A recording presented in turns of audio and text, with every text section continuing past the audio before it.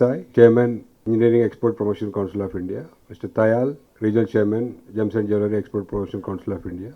Mrs. Kyathi Naravane, CEO, FTCCI.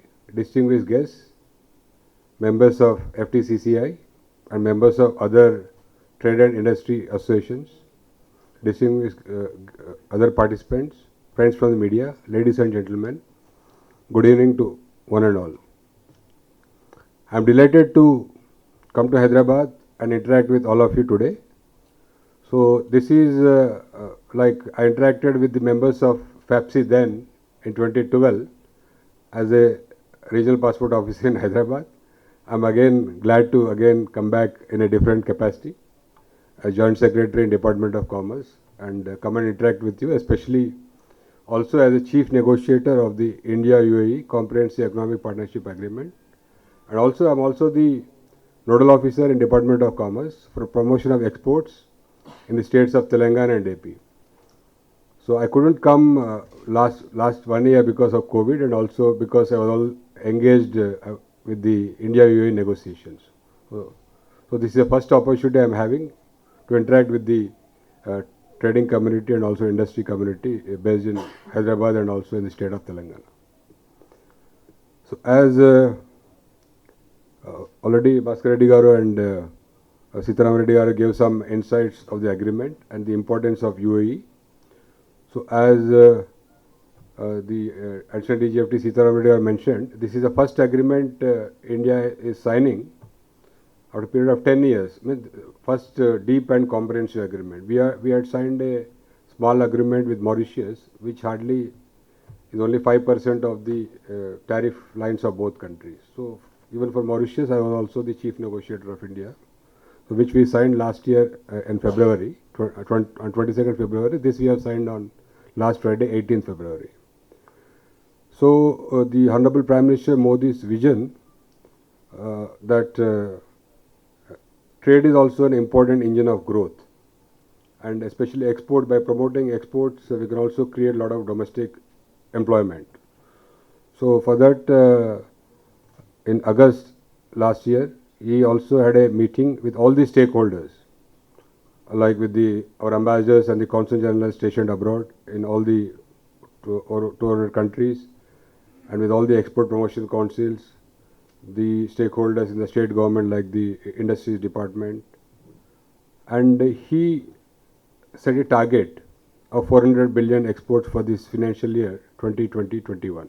Already, I'm glad to inform you that already as of 21st February, according to the provisional figures, we have already touched 361 billion US dollars, and we are hopeful that we will be crossing the 400 billion target on 31st March this year.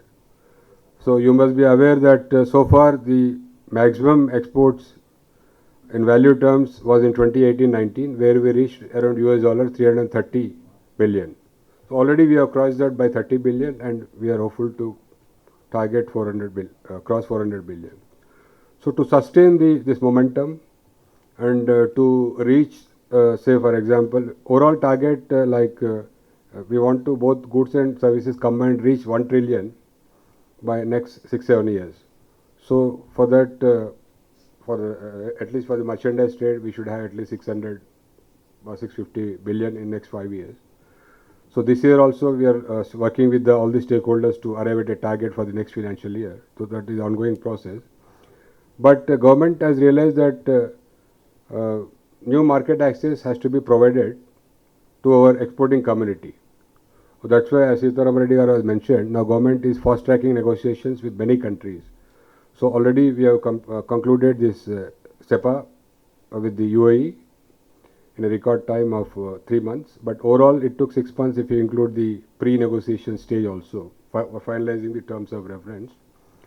And we are already, like Australia, we are finalizing an interim agreement. Hopefully, it will happen next month, in the month of March.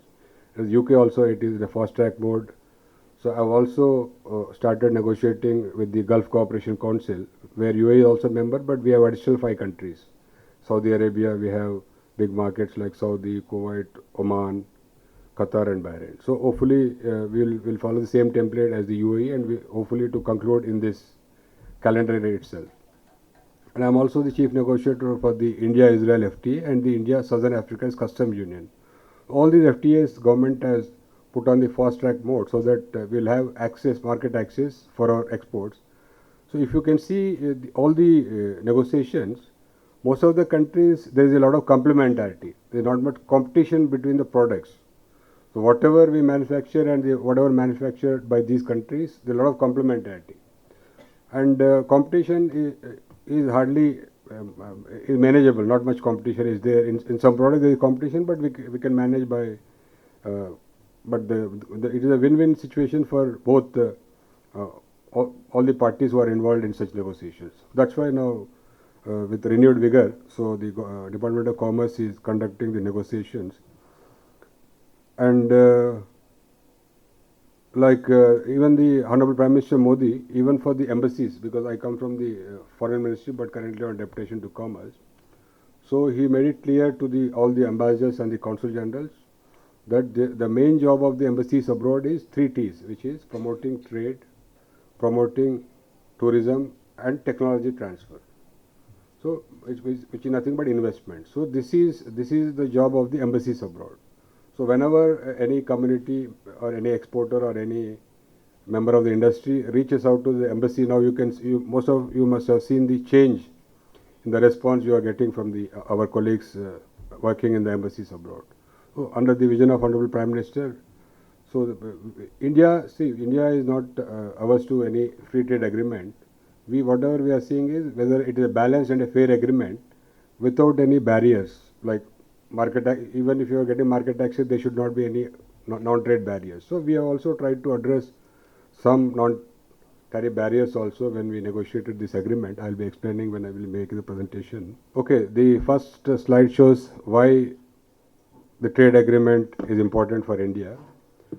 So you can see both India and UAE are largest trading partners of each other. As already some of the speakers before me mentioned.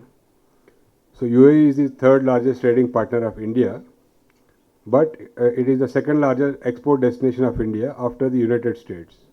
It is the overall, if you add imports also, it is the 3rd largest trading partner of India after US and China. But exports, it is the 2nd largest destination. With we have exports of 29 billion in the year 2019-20. So there was a fall during the COVID year last year, but we are only taking the figures of the pre-COVID figures. And for UAE, India is the 2nd largest trading partner and 1st largest export destination. So over 10% of our exports, like our exports in the UAE imports constitutes about 10% of their imports. Similarly, in their exports also, India's share is 10%. 10% of UAE exports comes to India. Next.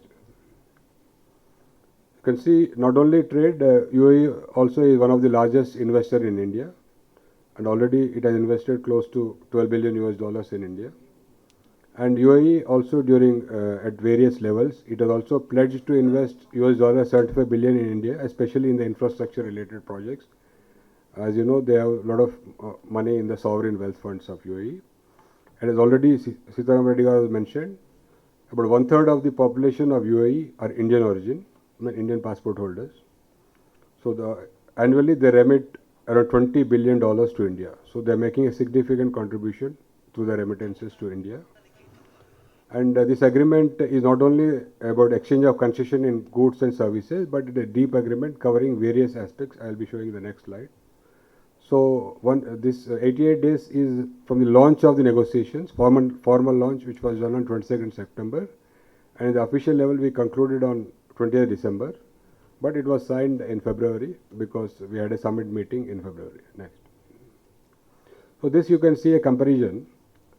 So population, the population is only around 10 crores population in UAE, 1 crore population, 1 crore population. But the GDP is significant. You can see the per capita GDP. Even in the purchasing power parity terms, also it is 10 times than India. And also if you see the real GDP, the difference is much more. It will be at least 1:20 times they are richer than India. So the consumption of the people resident in UAE will be much more than the average consumption of the Indian population. You can see, even though it is a small country, global merchandise trade, both exports and imports, more or less they are on, comparable with India. You can see the exports are more or less comparable to India, around 280 billion, and imports are also around 60% of India. So this is the trade figures for 2019. This is basically mostly based on the data given by the United Arab Emirates to us.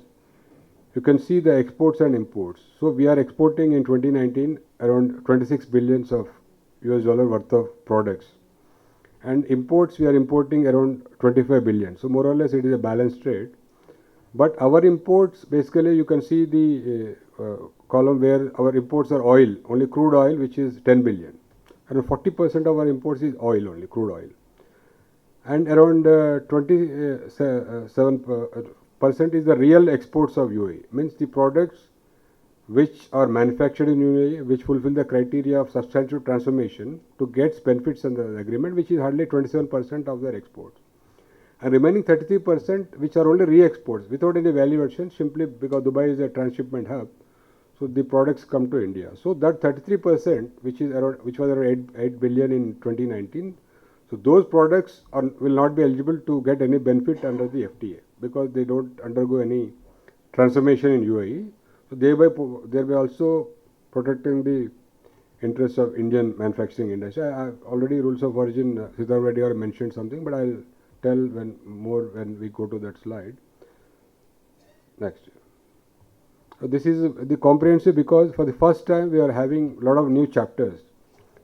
Like we have chapters on intellectual property rights, we have chapters on digital trade, which is a new thing. We have a chapter on the government procurement, and we also chapter on investment facilitation. So these are all the new chapters. For the first time, we are having these chapters in any of the FTA so far. So it's a very comprehensive agreement. Next. So here you can see what is the benefit which will accrue to India or the Indian manufacturers or the Indian exporters. Here you can see 90% of our exports to UAE, so the duty of 5% is levied. Even tariff line also, around 89% of the UAE tariff lines, there is a simple duty of 5%. And what we have got in the FTA.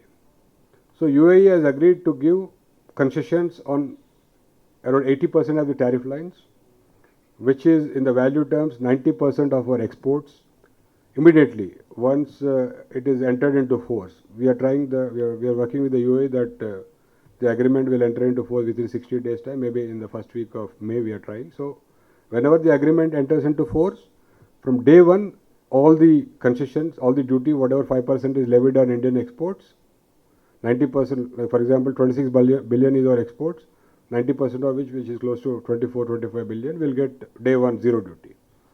And remaining products, over a period of 5-10 years, all the tariff lines, over 97% of the tariff lines, which amounts to 99% in value terms of our exports, will become zero. So that is also within 5 to 10 years. And you can see what are the sectors India will benefit. So mostly it is the labor-intensive sectors, the gems and jewelry, textiles, apparel, and also agriculture, and also fish products, leather, footwear, sports goods, pharmaceuticals, medical devices, and many engineering products like automobiles, anything, electronic products.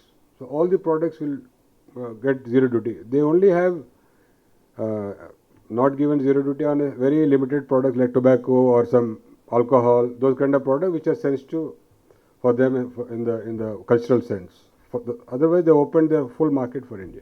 Next. So here you can see, as I already shown in the other slide, that UAE direct exports, if you remove the petroleum, it is 30%. We are looking at 33%, 30%. So you can see what are the products which Indian manufacturers can benefit. Most of the products which we have given concessions can be used as input materials or intermediates to many of the other industries, where we can do the value addition and make finished products and again re-export. If you see, we are allowing, say for example, giving concessions to polyethylene and polypropylene. So these will go as input material to plastic industry. So there our plastic MSMEs will gain and they can re-export. Similarly, naphtha, LPG, all those things will also be as an input material to many sectors. even metals, copper, we have deficiency, nickel, all those things we need. These are the products which India need from other countries. We are already importing from other countries. Even limestone we import from any country. So as I mentioned earlier, this is a very complementary kind of agreement where it is a win-win situation. Whatever concessions we have given to UAE, nothing industry is not affected. And I'm happy to inform that extensive stakeholder consultations were held during the negotiations. Many rounds, multiple rounds, I myself personally conducted with all the stakeholders, sometimes 7-8 rounds also with some sectors. And every industry is on board. In writing, they are given that they're happy to exchange concessions, whatever concessions we are given to UAE. So no industry, I think, is worried about whatever import duty concessions we are given to the UAE. And secondly, you can see from the the exclusion list. So we try to protect the MSME sectors where we felt that we have to protect, like you can see from the slide, like jewelry, except we have only given a small TRQ, but otherwise the total jewelry sector is protected. Plastics, we have not opened the plastic tariff lines.